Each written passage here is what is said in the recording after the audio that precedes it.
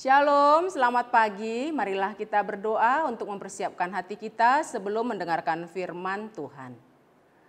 Terpujilah Engkau Bapa yang Maha Pengasih yang telah memberikan nafas kehidupan bagi kami pada hari ini dan hati kami telah kami buka untuk mau mendengarkan firman-Mu. Berfirmanlah Engkau, kami telah siap mendengarkan. Amin. Saudara-saudari yang dikasihi Yesus Kristus, firman Tuhan menyapa kita pada hari ini tertulis dalam kitab 1 Tawarikh pasal yang ke-29 ayat 9a.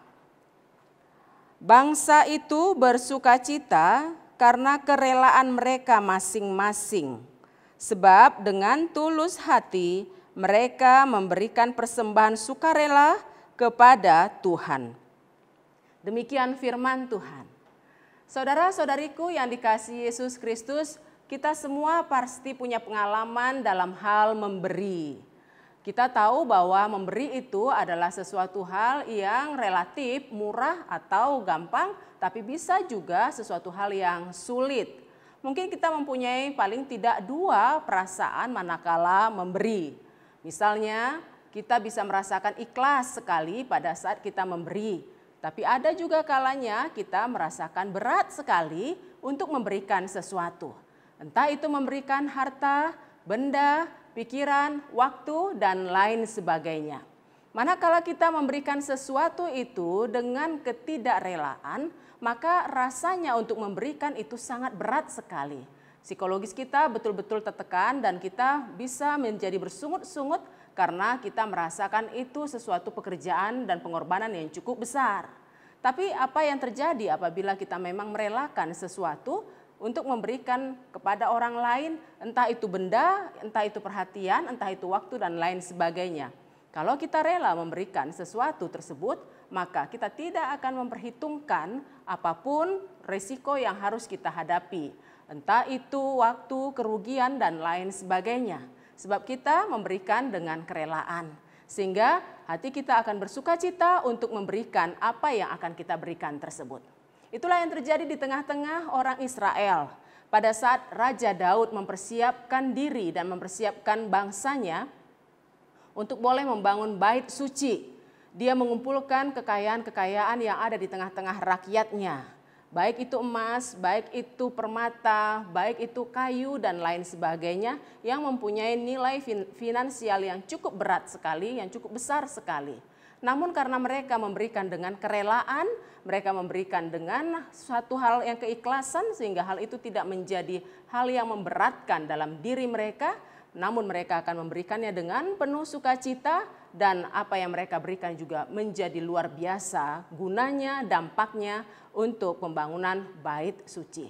Meskipun pada saat itu Daud belum diizinkan Tuhan, tidak diizinkan Tuhan untuk membangun bait suci, tapi justru Salomo lah yang disuruhkan Tuhan untuk membangun bait suci, namun dia juga ikhlas untuk mengumpulkan apa-apa yang diperlukan untuk pembangunan bait suci.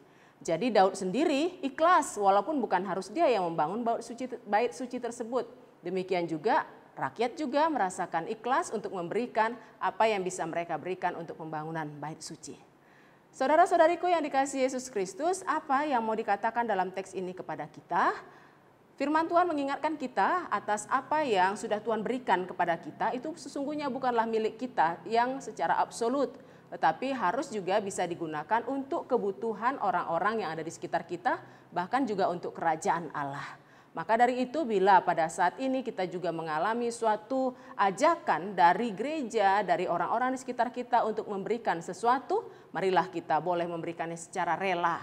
Dan kita juga pada saat ini dalam pembangunan gedung serbaguna gereja kita diminta untuk boleh memberikan secara sukarela apa yang bisa kita berikan supaya apa yang kita impikan boleh terrealisasi dengan cepat dan kita bisa bersama-sama bersukacita.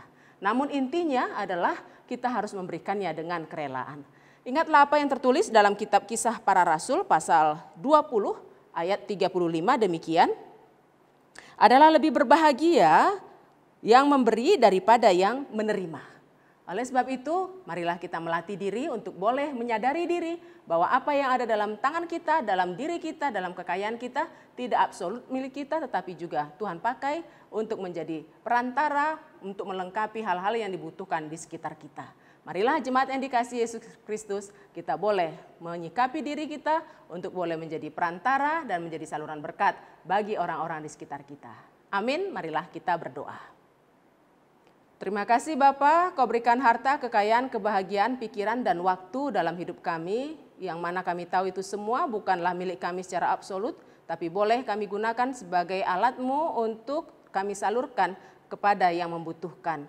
Entah itu yang membutuhkan sesama kami manusia, entah itu gereja-Mu, entah itu orang-orang yang ada kami kenal atau tidak kami kenal. Tapi kalau Engkau sudah mau pakai kami, mampukan kami supaya peka untuk boleh memberikannya secara rela dan ikhlas. Dengan demikian kami boleh menerima sukacita yang daripada-Mu, dan kami juga yakin pemeliharaan-Mu akan senantiasa mengiringi perjalanan hidup kami untuk hari-hari yang akan datang. Terima kasih Bapa untuk belas kasihan-Mu kepada kami, dan Engkau mau memakai kami dalam dunia ini. Dalam Yesus kami berdoa.